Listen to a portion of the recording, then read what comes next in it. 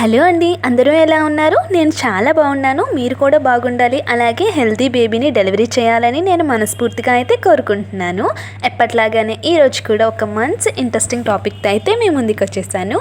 ఈ టాపిక్ అనేది ప్రెగ్నెంట్ లేడీస్కి చాలా యూస్ఫుల్, అలాగే చాలా ఇంట్రెస్టింగ్గా అయితే ఉంటుంది. సో ఇక్కడ స్కిప్ చేయకుండా ఎండ్ వరకు అయితే చూసేయండి. చూసి వెళ్ళిపోకుండా ఒక చిన్న లైక్ ఇచ్చి నన్ను సపోర్ట్ అయితే చేయండి. సో ఇంకా లేట్ చేయకుండా ఈరోజు వీడియోలోకి అయితే వెళ్ళిపోదాం. ఈరోజు టాపిక్ వచ్చేసరికి మీ కడుపులో కనుక బేబీ బాయ్ కనుక ఉంటే మీ ప్రెగ్నెన్సీ థర్డ్ ట్రైమిస్టర్ అంటే 7th, 8th, 9th మంత్లో బేబీ బాయ్ సిమ్టమ్స్ అనేవి మనకి చాలా క్లియర్గా అయితే తెలుస్తూ ఉంటాయి. ఆ సిమ్టమ్స్ ఏంటో ఇప్పుడు మనం తెలుసుకుందాం. ప్రెగ్నెన్సీ జర్నీ మొత్తాన్ని మనకి 3 భాగాలుగా అయితే విభజించారు. ఫస్ట్ ట్రైమిస్టర్ అంటే 1, 2, 3వ నెలని మనం ఫస్ట్ ట్రైమిస్టర్ అయితే అంటాము. ఇంకా 4, 5, 6వ నెలని మనం సెకండ్ ట్రైమిస్టర్గా అయితే అంటాము. 7, 8, 9వ నెలని థర్డ్ ట్రైమిస్టర్గా అయితే విభజించారనమాట. మొదటి 2 ట్రైమిస్టర్లో కూడా మనకి చాలా రకాల సిమ్టమ్స్ అయితే గమనిస్తూ ఉంటాము. కానీ బేబీ బాయ్ కనుక మన బొజ్జులో కనుక ఉంటే థర్డ్ ట్రైమిస్టర్లో అయితే ఖచ్చితంగా ఈ సిమ్టమ్స్ అయితే మీలో ఉంటాయి. ఎందుకు అంటే నా పర్సనల్ ఎక్స్పీరియన్స్, అలాగే నాకు తెలిసిన వాళ్ళ అందరినీ నేను అడిగి జనరల్గా కూడా లాస్ట్ ట్రైమిస్టర్లో బేబీ బాయ్స్ని క్యారీ చేస్తున్న మదర్స్లో ఈ సిమ్టమ్స్ అనేవి చాలా ఎక్కువగా అయితే ఉన్నాయి. సో ఈ ఇన్ఫర్మేషన్ అంతా గ్యాదర్ చేసుకొని నేను మీ ముందుకి ఈ కొన్ని సిమ్టమ్స్ అయితే నేను తీసుకొని వచ్చాను.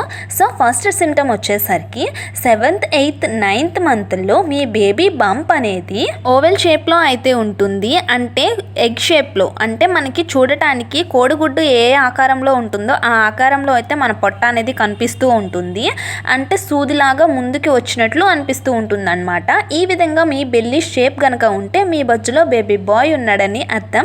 సెకండ్ సిమ్టమ్ వచ్చేసరికి థర్డ్ ట్రైమిస్టర్లో మీకు పిగ్మెంటేషన్ అనేది స్టార్ట్ అయితే అవుతుంది. ఫస్ట్ 2 సెమిస్టర్స్ లేకపోయినా థర్డ్ ట్రైమిస్టర్ నుంచి ఈ పిగ్మెంటేషన్ అనేది వస్తుంది.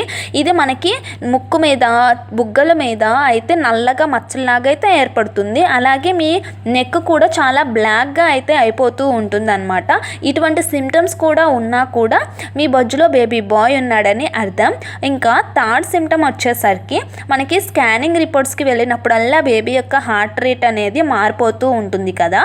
సో మనకి ఫస్ట్ 2 సెమిస్టర్స్ అనేవి ఎక్కువగా అయితే చూపిస్తూ ఉంటుంది, 150, 160 అలా. కానీ మనకి మంత్ పెరిగే కొంది థర్డ్ ట్రైమిస్టర్ వచ్చేసరికి బేబీ యొక్క హార్ట్ రేట్ అనేది తగ్గుతూ అయితే వస్తుంది. 150, 140, 130 ఇలా అయితే ఉంటుందన్నమాట. ఇలా హార్ట్ రేట్ అనేది డిక్రీజ్ అవుతూ ఉంటే కూడా మీ బొజ్జులో బేబీ బాయ్ ఉన్నాడని అర్థం.